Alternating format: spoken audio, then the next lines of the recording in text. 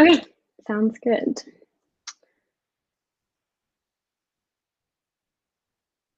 Okay, so yeah, my name is Kathleen Francis, and I'm going to talk to y'all about databases. If you saw my bio, you saw that I'm a software engineer at IBM working on our cloud databases platform. And I will explain a little more what that means later in the presentation. So databases are a big topic, and we only have an hour. So what I'm hoping to do in the session is just give you some foundation for what databases are and why you might need one for your project, and then kind of point you in the right direction in a few areas for what sorts of things you'll need to learn more about to be able to set up and use a database for your project. So to start with the basics, what is a database? The word database can be used to refer to different related things, but technically a database is just a collection of data organized and cross-referenced for quick retrieval. Databases can take a lot of different forms. And in some cases, they can be really complex forms of data.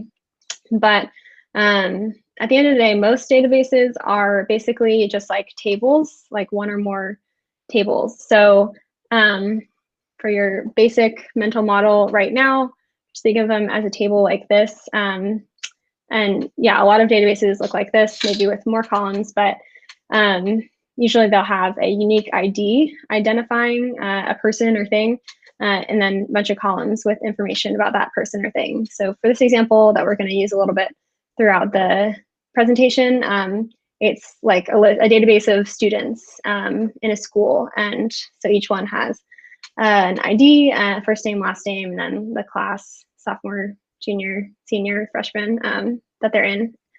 So the next thing is building on that concept. We also have a database management system, shortened to DBMS. And a DBMS is a software package designed to define, manipulate, retrieve, manage data in a database. So a DBMS is the software itself that lets you create databases, manage databases, save them to your computer, things like that. So there are lots of different kinds of DBMS, database management systems, that serve different purposes and use cases, and they're usually pretty complex pieces of software, but they're optimized at their core. They're just optimized for storing and retrieving data. So as an analogy to understand what this piece of software is, if you think of Microsoft Word, which I assume you've all worked with, that is a piece of software, like the kind that runs on your computer, not like in your browser. Microsoft Word is a piece of software. It runs on your computer, and it's optimized. It's designed to make and save documents. So you use Word to create documents, and then Word saves those documents in a special type of file that it knows how to create and read. So in parallel, similarly, a database management system is a piece of software. It runs on a computer, and the way you interact with it is a little different from how you interact with Word or other desktop applications. But in the same way, you give it information to store, and it stores that information in databases in special files on the computer that it knows how to write and read. So then you can create those databases, store them on the computer, and come back later and use the database management system to retrieve or update the data, that information in the database. So the difference between, or one difference between database management systems and Microsoft Word or other desktop applications is that usually a DBMS is not going to be running on your laptop.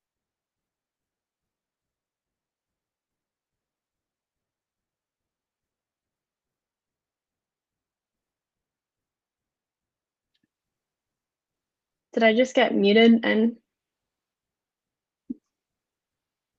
okay. Weird. Okay. I think that might have just been my AirPods disconnecting and connecting. But okay, continuing, sorry. jumping back just a little bit in case you missed it. So the difference between database management systems and Microsoft Word, that database management systems are usually, in most use cases, not going to be running on your personal computer. And they're usually not going to be used by just one person, although they can be at times. So usually a database management system would run on a server somewhere, maybe in the cloud. So that's like a computer that's set up somewhere, just connected to the internet and designed to be interacted with by different people, computers over the internet. So often as a shorthand, database management systems will just be called databases. So just be aware that sometimes the word database can apply to the software or the data itself. And sometimes that can be confusing if you're kind of talking about different things. So how are database management systems and the databases that they store used in web applications, which I assume is the kinds of projects that most of y'all are working on? So any information that you enter in a website, any orders you place online, anything like that has to be saved somewhere so that information can be retrieved later. And that information generally gets stored in databases using that software, the database management system. So as an example of what that looks like, we're going to walk through a typical situation of doing online shopping and what happens there, and how databases fit in. So in this example, you are on your laptop browsing an online store, and hopefully from some of the other workshops, you've learned a bit about front end and back end web development and kind of what that means. So in this case, you're browsing online, and your browser is going to be talking to the back end of the online store. And the back end is going to be talking to a database. So the back end's running on servers somewhere on the internet. And the databases can be on the same servers or different servers, but it has ways that we'll get into later of talking to the back end. So that's kind of what this diagram is representing. So let's say you go into the store's website, you click through the menu, and you get to the women's pants page. So what happens there is that your browser sends a request to the website's backend, and which is software running on servers somewhere in the backend, and it's asking for the women's pants page. So for the backend to send things back to the browser, it first has to go ask the database for all of the women's pants information. So in order to put together that page, it has to get a list of all the women's pants that are in stock, along with pictures and names and prices. And all that information is stored in a database. There are different ways to organize databases. We'll get into that a little bit more later, but for now, let's just say we have an inventory database. So we have a database, like we said, a collection of information, and it's specifically information about this store's inventory. So it has information on all the pieces of clothing that the store has in stock and is selling. So the backend, like I said, is querying the database. That's what you call it, a query, and asking for specifically the part of the inventory that falls into the women's pants category. So once the backend gets that information, it can send it back to your browser and get displayed on that webpage. So next, let's say you want to, you found some pants you like and you want to add it to your cart. So let's assume that you're logged into your account with this store. So the website knows your email, username, whatever. So the website will send a request to the backend saying that Kathleen Francis, or whatever my username, wants to add pants with this ID, ID 1234, size medium, color green, all the information about these pants. And I want to add it to my cart. So the backend is going to process that request by updating another database called carts in this example. So like we said, a database is just a collection of information. So in addition to the inventory database, we have a carts database. So that collection of information is keeping track of what everyone on this website has in their carts. So again, if we're thinking of it like a table, there would be a row in that table that said, this is Kathleen Francis's cart, and these are all the items that are in there. So, so if the backend is updating that, it's updating that row for Kathleen Francis's cart with that pair of pants. Yeah, and then it would just return a confirmation so that your browser knows that it worked. So finally, you want to check out and order the pants.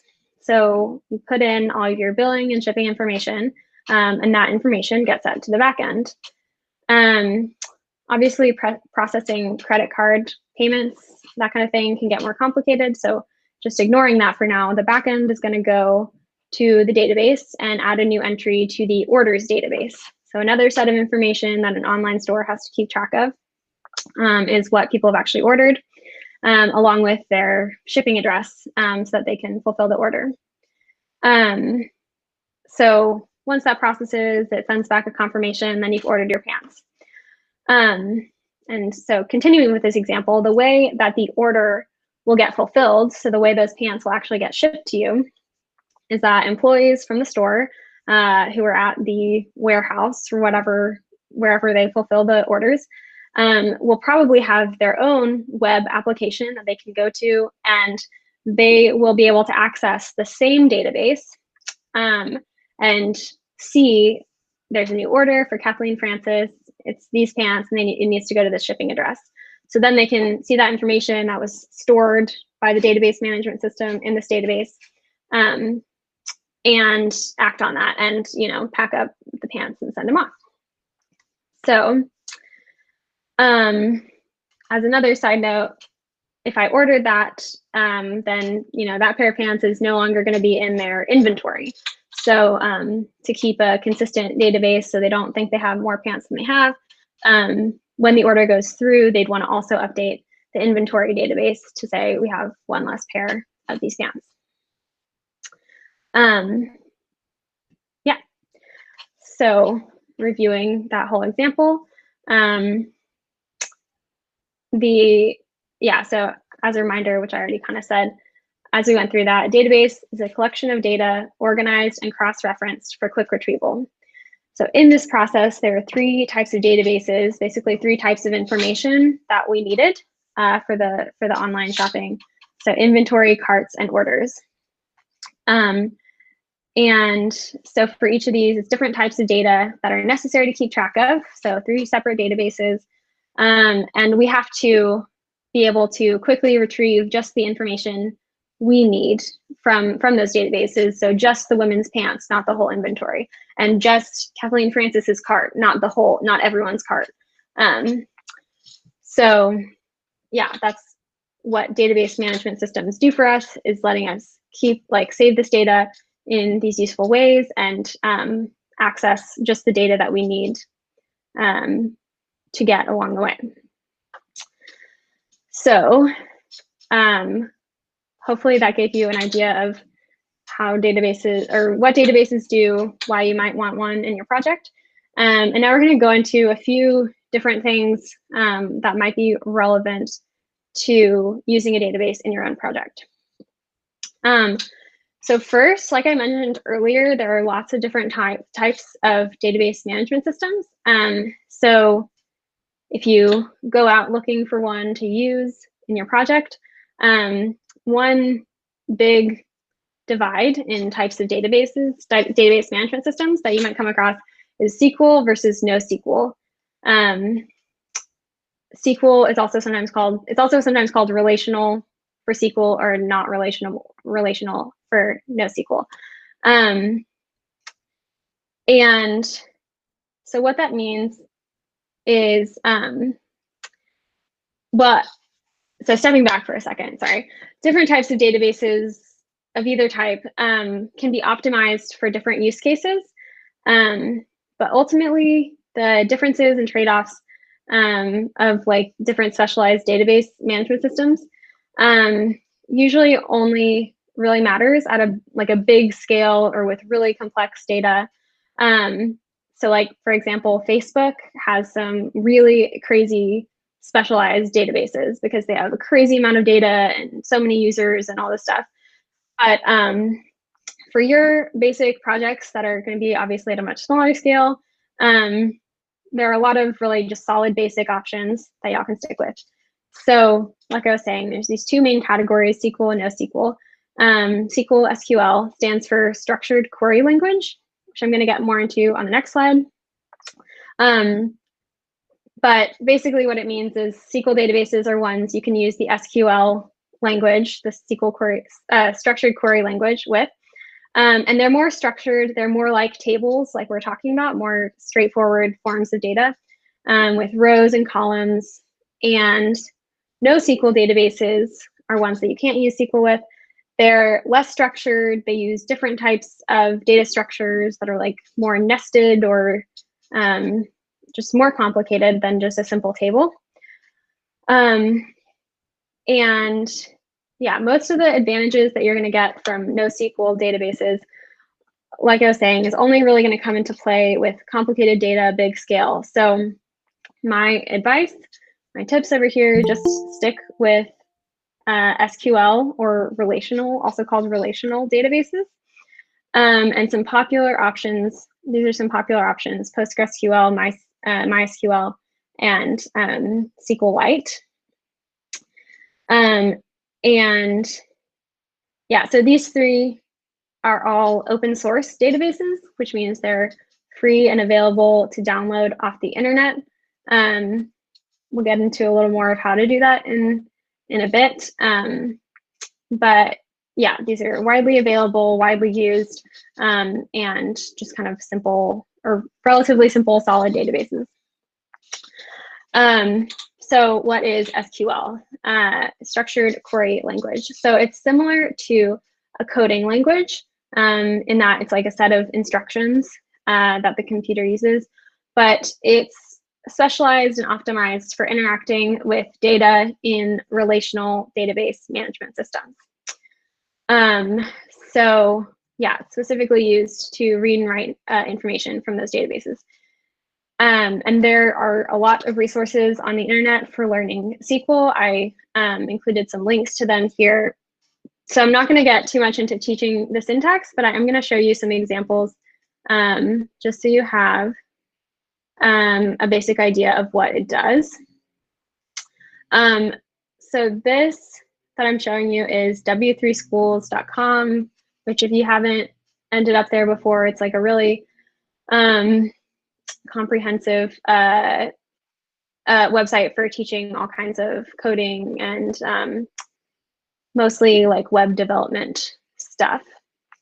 And they have these handy things that let you like try out the code that it's teaching you, or in this case, SQL. So this is a SQL statement. And it has like a fake database over here with a bunch of tables, which I'll show in just a second. But basically this setup is letting you run a SQL statement. So like it's similar to just like running a line of code against this set of data. So this is like the most basic SQL statement. Select any or almost any SQL statement where you're retrieving data is going to start with select. So that's just saying like, give me this data. Star means everything from customers. This is the list of tables in our database. So like we said earlier, a lot of data, especially in SQL databases, can just be thought of as simple tables like in an Excel spreadsheet.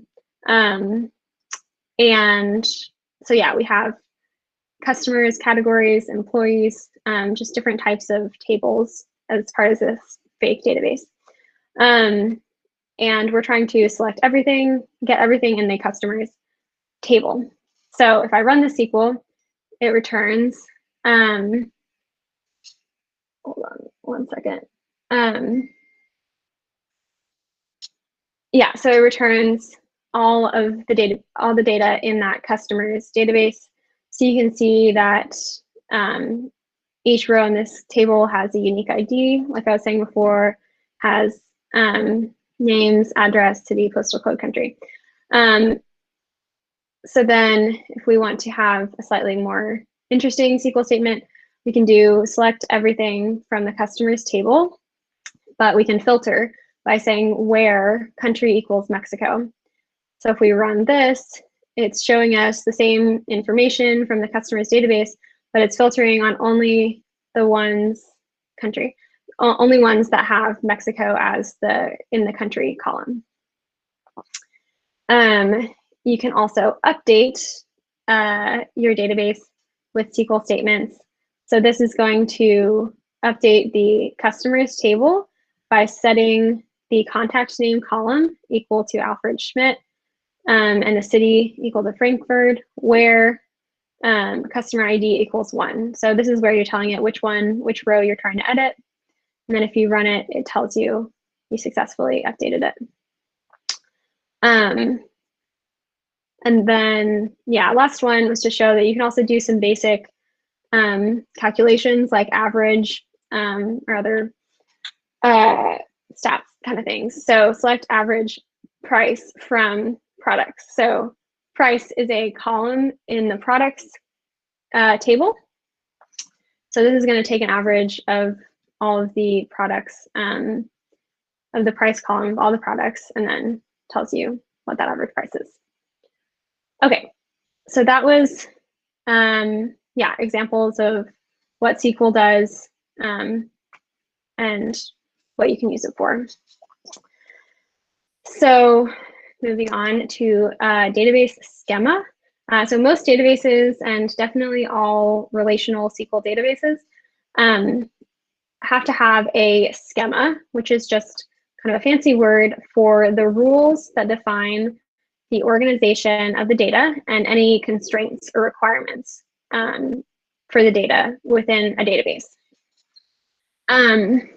So there's a lot of theories, advice, research about how to organize your data as well and have good schema.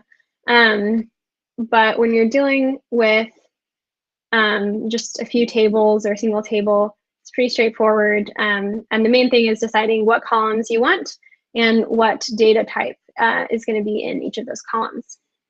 So if we look at our example from earlier of just a list of students in a high school, so this is within our database, it's a table called students, and each row represents a student. And each row has these 4 columns. So the ID has 5 digits. It's like an integer with 5 digits, just like the data type. Each row is going to have a first name and last name, and the data type will be, there'll be a string of letters that can be any length. And then each one has a class, and the class is limited to these 4 options: freshman, sophomore, junior, senior. So I was going to show you one more SQL statement that shows you how you actually kind of create a table with that schema, with those data types and stuff defined. So create table is like SQL syntax, and we're calling the table persons. And so these are the 5 columns that are going to be in a table. Person ID is going to be an integer. The last name, first name, all of these are going to be varchar is a type of data in certain databases, and it stands for variable characters. So a variable number of characters like numbers or letters.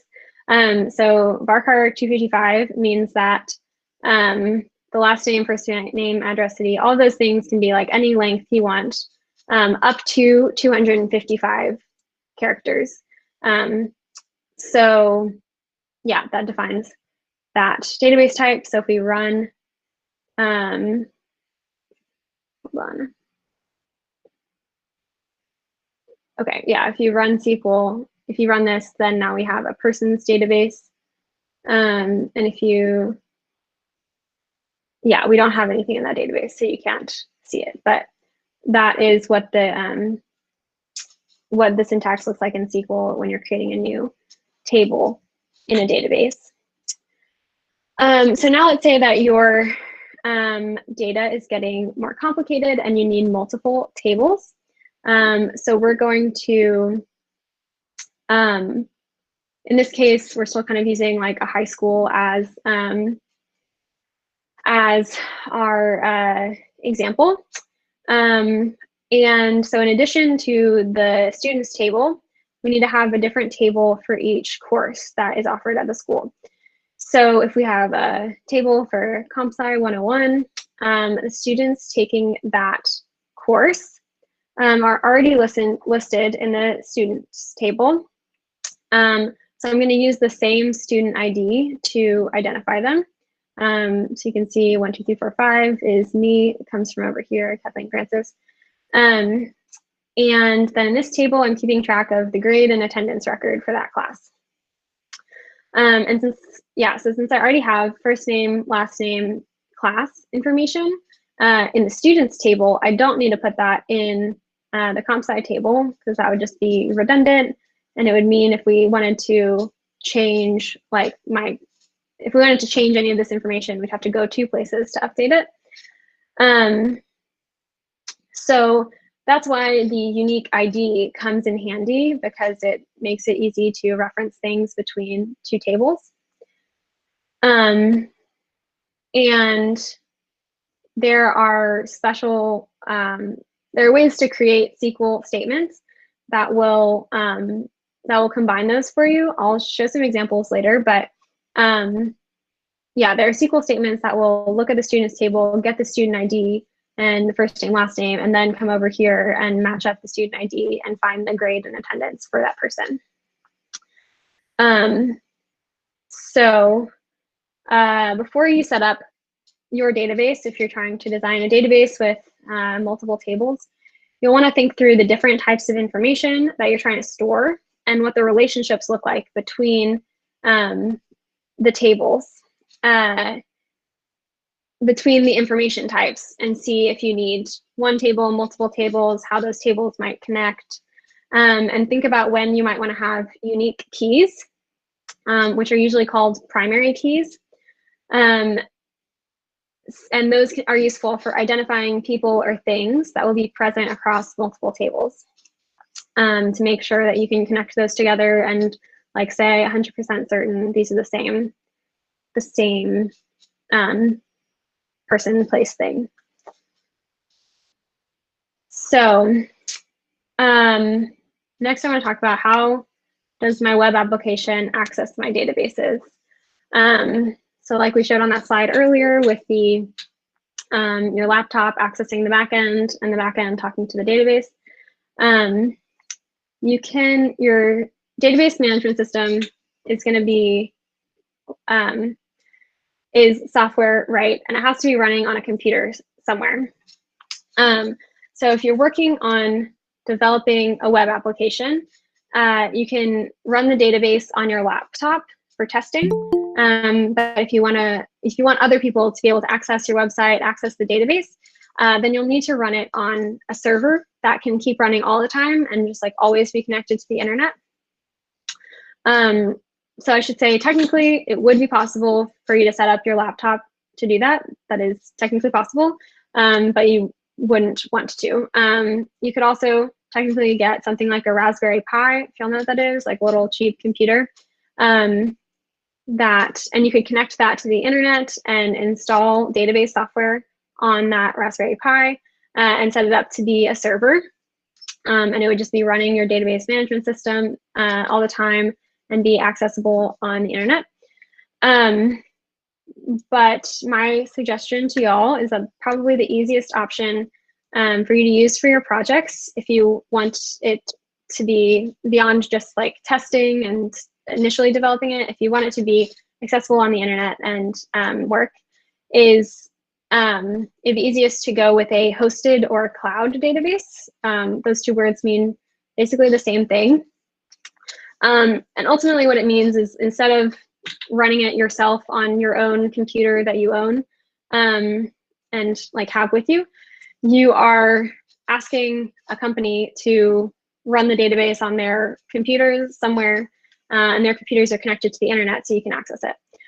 So lots of companies called cloud providers, including IBM. So companies like IBM, Google, and Amazon Web Services. Those companies have big data centers with thousands and thousands of servers. So those are like literally big, huge warehouse buildings in a bunch of cities all over the world that just have a bunch of computers, servers running in there, hooked up to the internet. And they provide easy ways for you to set up a database on those servers and their data centers. And because they're connected to the internet, you can connect your applications to them. And then you're not having to worry about actually running the database or the database management system, the software yourself. And you can just, use it and connect to it. So like I mentioned, that's actually what I work on. So my team at IBM builds a platform that automatically sets up database management systems on IBM's servers in our data centers whenever a customer provisions one through our web app. And then we keep them up and running over time. So you can go into our website and press some buttons, and then it will spin up a database or instance on our servers.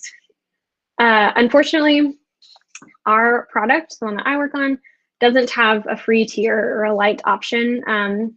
So you have to pay to use it. So I'm not going to recommend my product for your projects, but I will show you later how there's a similar option that Google has, Google Cloud Platform, where you can get started for free. I think you get like 6 months or a year free that you can set up a database and get started with it. So the other part of this is how do you connect your code, your web application to your database management system? So most commonly used DBMS systems will have packages or clients that you can use in your code to interact with your database. So that's going to be specific to the language, the coding language you're using. But yeah, so you'll have to, depending on which coding language you decide on and which database type you use, you'll have to find a package specific to that. But it almost certainly exists, assuming you're using like a commonly used database and a commonly used programming language. So once you find that package, you can read the documentation for it about how to use that specific one. But here's a basic example to just give you an idea of like what kinds of things it takes care of for you. So this is Python code. This is an example taken from the documentation for this Psycho PG2 package. PG stands for Postgresql, which is a commonly used open source database. So yeah, Psycho PG2 is just the name of the package. And so in this example, it is using this library and using a function built into that library package called connect. And for that function, it passes in all this information: host, the database it's interested in, user.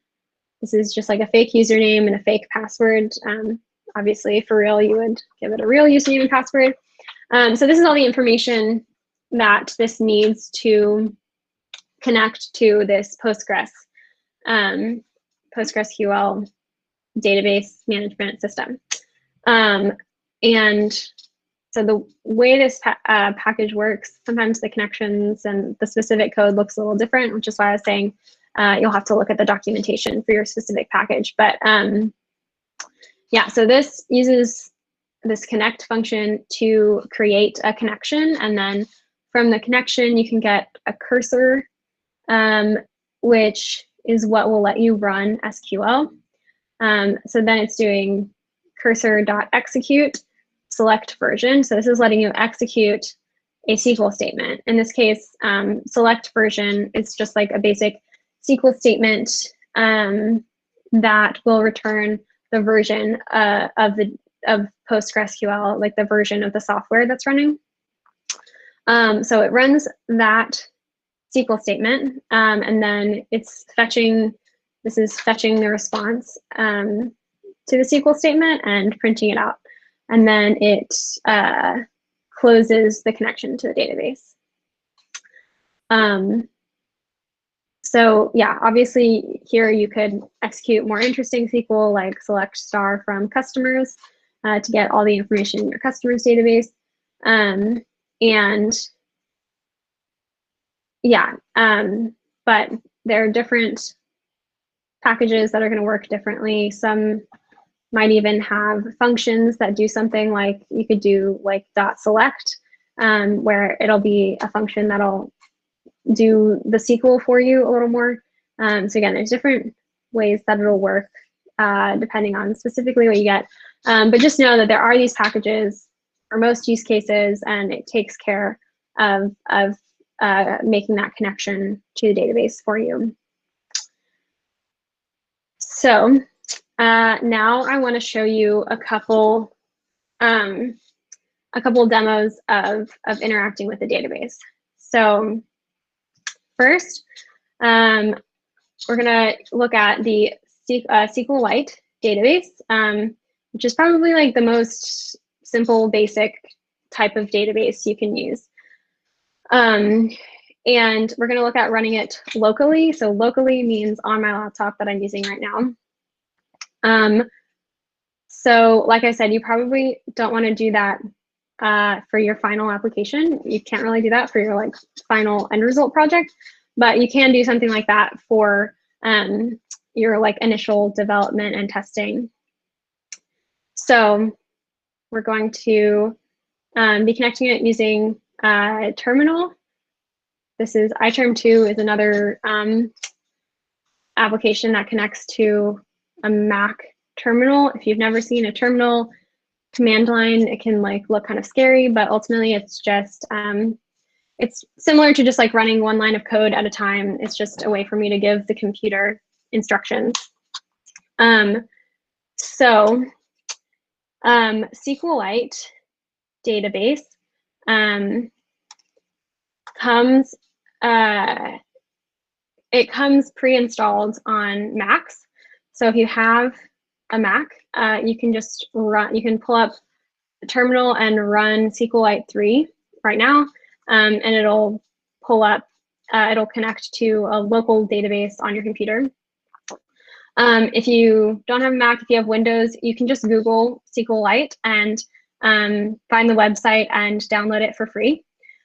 So I'm going to run the Sqlite 3 command, which is going to start running the Sqlite software that's already installed on my computer. And I'm also giving it, this is a file that I made earlier to be a demo database. So if you remember, like I said at the beginning, a database management system creates databases and then saves them in special file types that it knows how to read and write. So this is this like .sl3 is Sqlite 3's specific file type. Yeah, so I'm gonna run this. And so now if you see, I have, yeah, so now it says Sqlite and this arrow, that means I'm like talking to the Sqlite database now.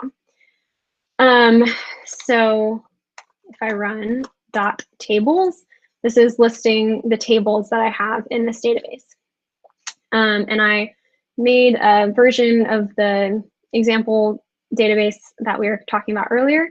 So there are 3 tables: the students table, which is kind of the main initial table, the list of all the students in this theoretical high school. And then we have a comp sci class and a Spanish class, so the 2 courses that we're teaching here. And so now I can also, so .tables was a command specific to Sqlite, but I can also just run SQL. So I can do select star from students, and it has to end in a semicolon, otherwise it'll think you're going to keep going.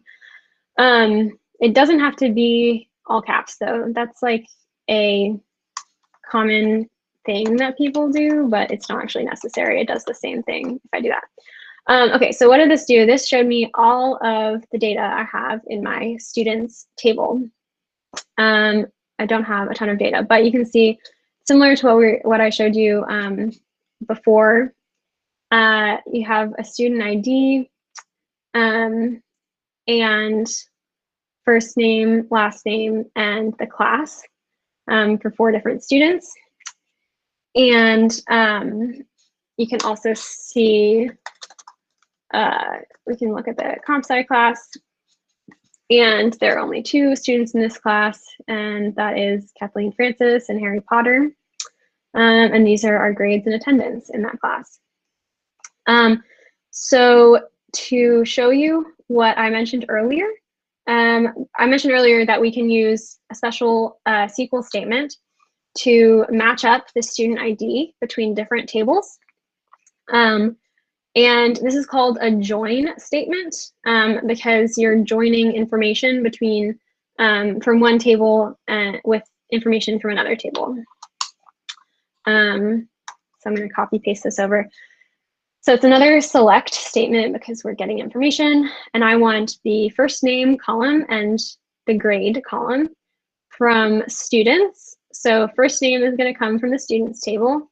And then there's like different types of joins you can do that do slightly different things, but this is what I want to do is called a left join.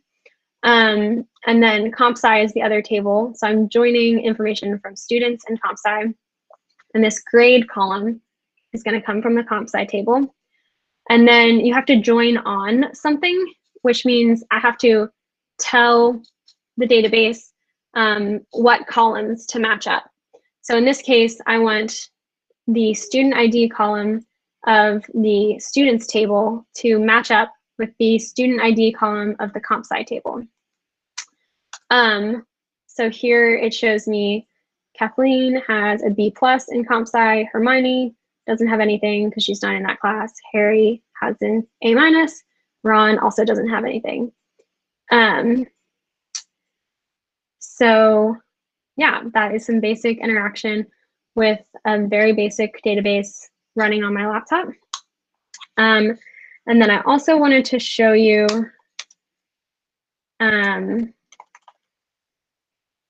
hold on, let me find.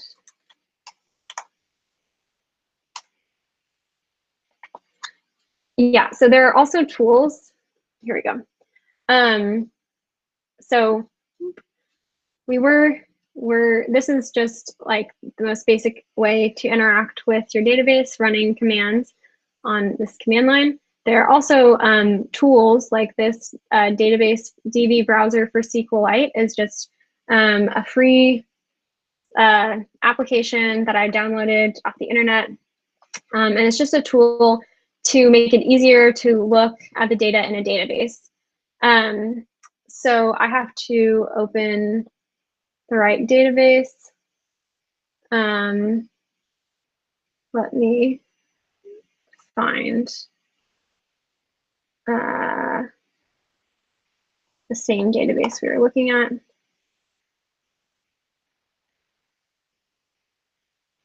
Here.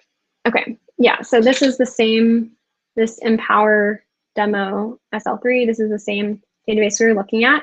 And you can see it, this might be kind of small. Sorry for that.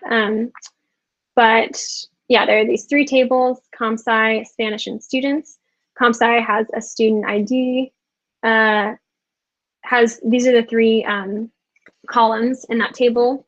So you can see the student ID column is type integer, the grade is text, the attendance is text. That should probably be an integer, but oh well. And so the same for Spanish, students, these are the columns.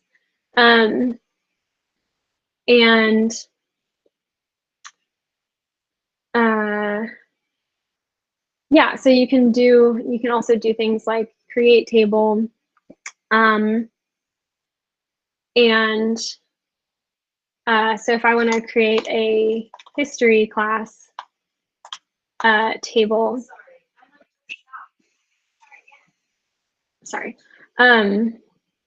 then I can add a field. I want to do the same format that I did in my other classes. So student ID is an integer, and that didn't work. Okay, student ID is an integer, grade is text, and attendance, we're going to just leave it as text for now.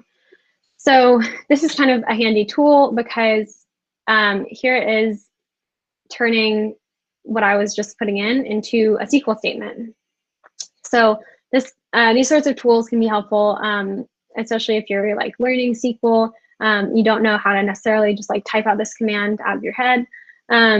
It'll kind of like help guide you and make it a little easier to do things like that.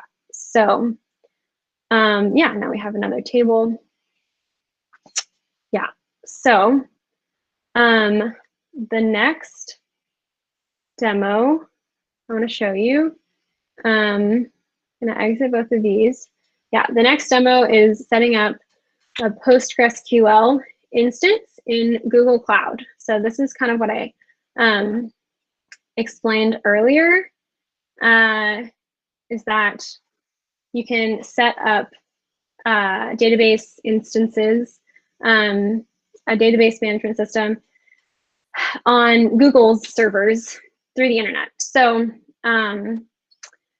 so Google Cloud Platform, if we just like look at the homepage,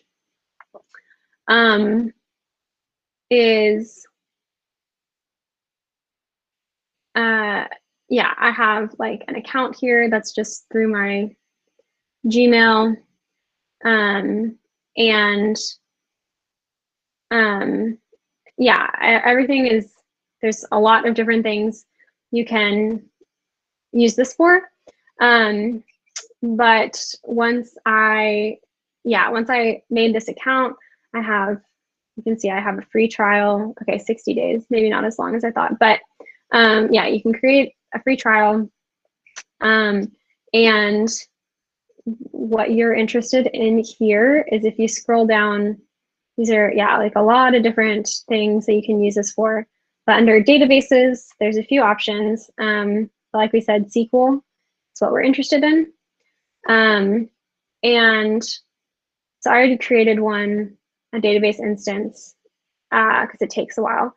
But just to show you how easy it is, I say I want to create an instance. So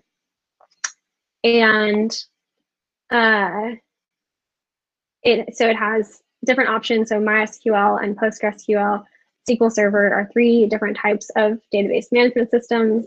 They're all relational SQL databases. And you can choose which one you want to create. I chose PostgreSQL, and now it's going to, yeah, let me, this is filling in what I already did, but yeah, it lets you name it and set a username. It lets you choose where you want it to be. So like I said, when you make something in a cloud platform, what you're doing is, Google has these data centers, literally computers sitting around in a bunch of different cities all over the world. And you can choose which city in the world you want your database to be in. So usually you just want it to be close to you. So you'd want to do probably one in the US. And you can choose which version of the database you want. So pretty simple. And then once you create it, it takes maybe 10, 20 minutes to actually create it. And so this is the one that I have. So again, when I say I have an instance of this database, what that means, shoot.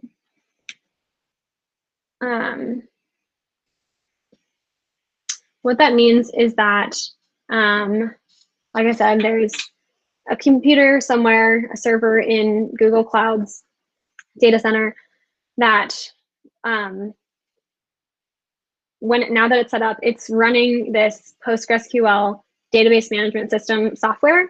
And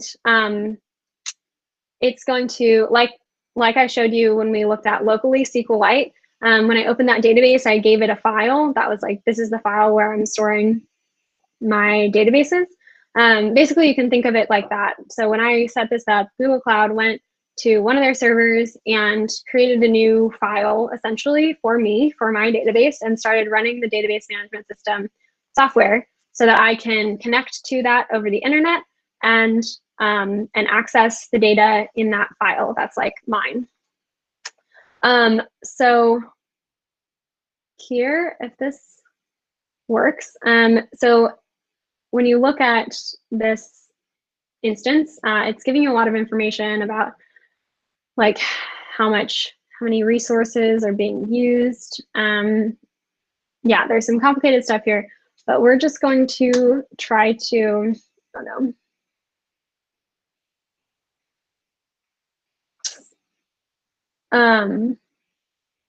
connect to this. Shoot. When I did this before, it just worked.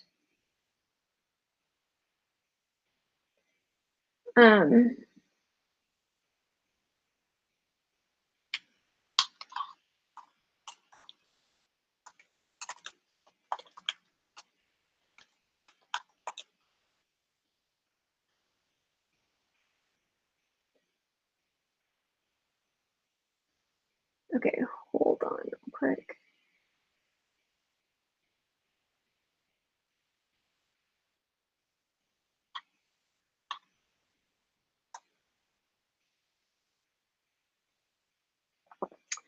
Okay, so what this is doing is, okay, now it's working, cool. So, yeah, like I said, database running on Google servers, I can connect to it over the internet. There are a few different ways that I can connect to it over the internet.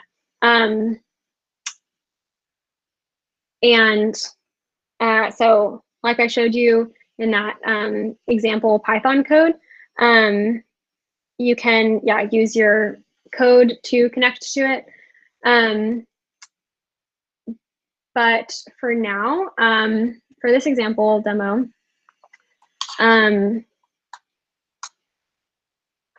okay. Yeah, Google Cloud provides this easy way to connect to your database using this, what it's calling Cloud Shell Terminal. So this might look familiar because it's really similar to what I was showing you with SQL. So yeah, this is a similar command line tool, and it just is basically making it really easy to, it kind of fills in the connection information and the credentials because it knows what database you're trying to connect to, basically, because I'm like here on this page. And yeah, so it's now it's connected to my database, and you'll see, like we saw the Sqlite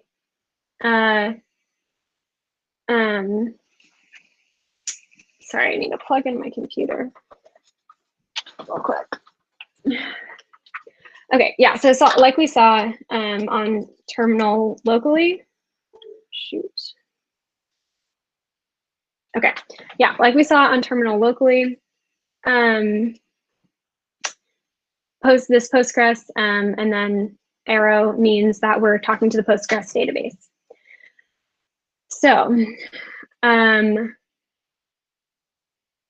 yeah, so Postgres has some slightly, oh no.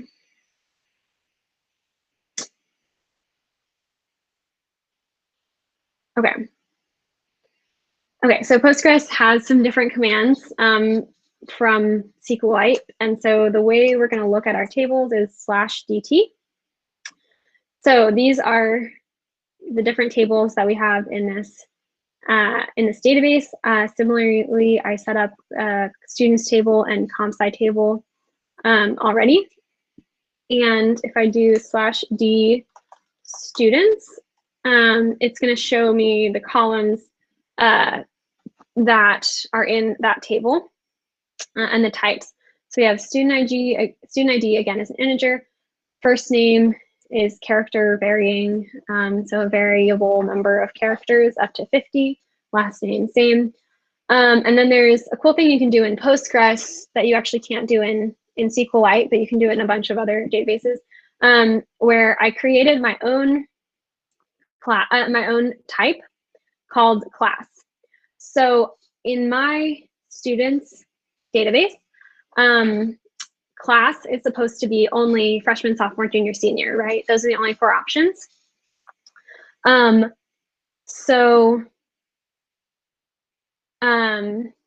If I do /d capital T, that's going to show me my special types of classes. So the way I created this for class, so I want my class data type to always be freshman, sophomore, junior, senior. And for grade, I want the only options to be A, B, C, D, F. So instead of, I could make the grade column in the, so just to show you, the comp sci database has the same columns we saw earlier, student ID, grade, attendance. And this grade column has type grade, similar to how the class column has type class. So those are custom things that I made. Yeah, so I could make the grade column just be a character or a string. Sorry, the sun just came out and is in my eyes. Yeah, I can make it just a string, but that means that someone could put like XYZ in there, and that would mean nothing, right, as a grade. So what I did was I did this, create type grade. So I'm naming this new type that I'm creating grade as enum ABCDF. So enum stands for enumerate. So right here I am enumerating, listing out all possible options for my special type. So if I hit enter, it tells me I can't do that because I already created it. So basically this means, so we can do select star from comp sci to see what's in there. There's only one person in here, but their grade is a D. So yeah, we were able to make it so that I can only put A, B, C, D, F in there. It can't be anything else. So that's kind of handy if you're making special types of columns like that. So yeah, let's look at the student database again. So if I do select star from students, from students. So this is the same data we saw earlier.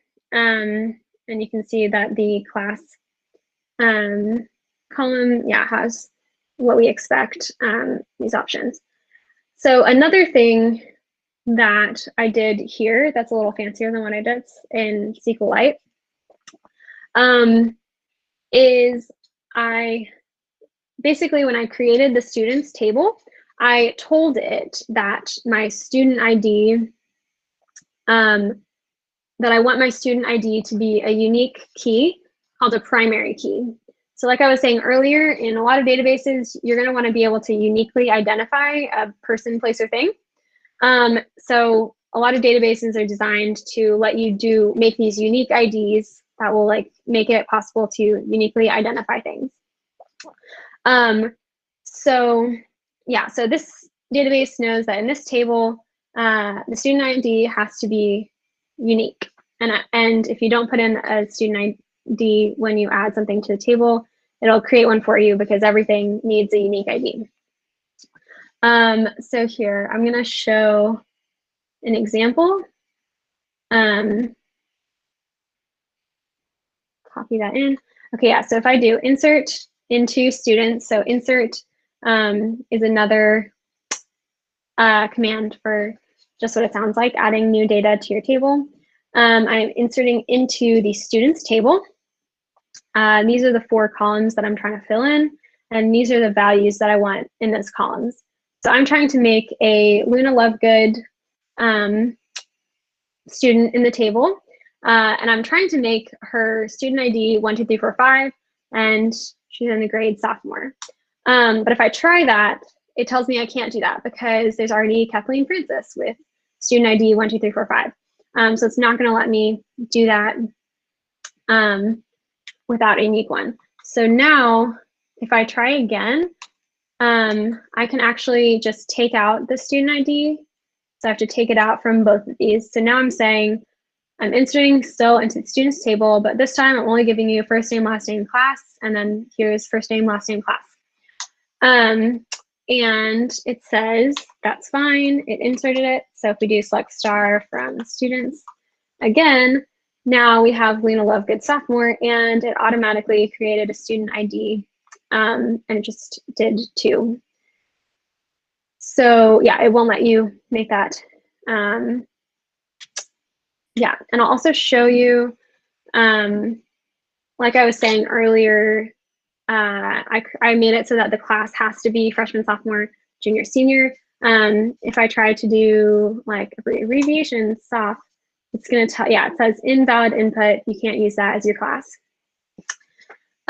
So yeah, those are some cool ways that the database can kind of take care of things for you if you tell it basically the right rules for your database. Again, that's the schema. That's like, yeah, the constraints, the rules that you're defining for your database. And another thing I'm going to show. So like I said, I told the database when I created the students table that student ID is my primary key.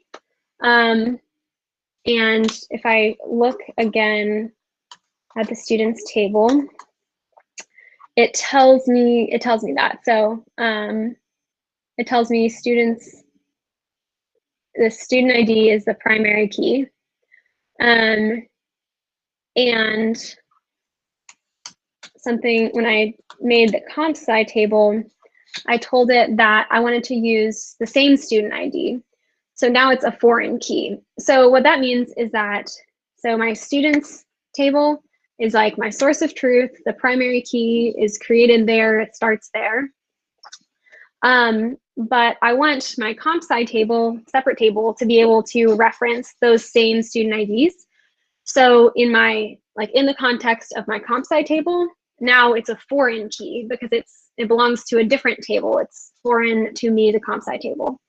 So that's what this means. It's saying that this foreign key student ID references the students table and the student ID there. And you can see in the students table, it knows that it's being referenced by comp sci. So like when we had, yeah, so basically I'm telling the database about like these arrows that are connecting things. So it knows how to connect things itself. So yeah, so if I'm gonna show another, so what that means is that if I try to insert into the comp sci table with a student that doesn't exist, so here entering comp sci with student ID, grade, and attendance, and I'm giving it student ID 1, which doesn't exist in this table that we have, it's going to fail and say that student doesn't exist, so you can't use it.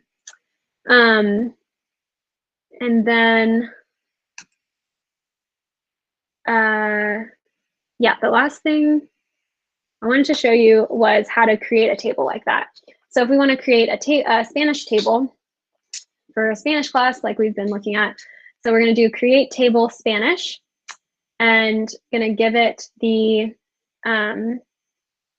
columns, student ID with type serial, which in this case means numbers that go up in a series.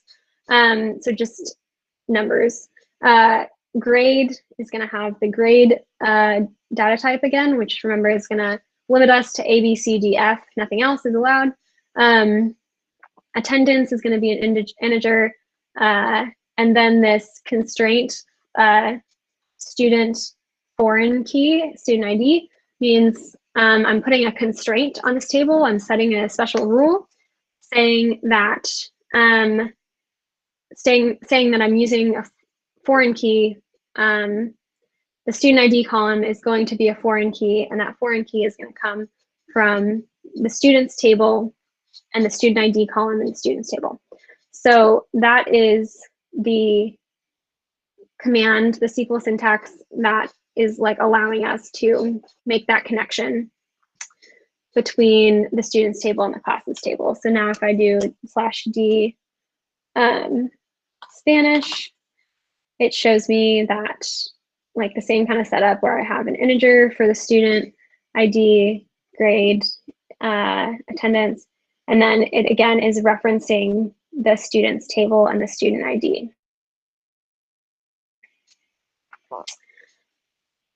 So yeah, and like I said before, just as a reminder, there's other ways to connect to your database and your applications besides just the terminal. And like we looked at that DB browser for Sqlite, which was made it easy to push buttons and interact with the database. I could also, if I have one for Postgres, I can connect that to my cloud database over the internet. It'll be set up to be able to do that. So yeah, so you're not just limited to this cloud shell thing that I'm using, but that is an easy way to play around with it. So yeah, that is it for my demos. I included a few more resources links here for y'all to look at. Like I showed, the W3 Schools has useful information on SQL. If you want to set up a database in Google Cloud, you can check out their product page and quick start guide. And then, like I was saying, you can download Sqlite for free, or you can get a data browser like I got to work with it more easily. Yeah, so that is everything I have.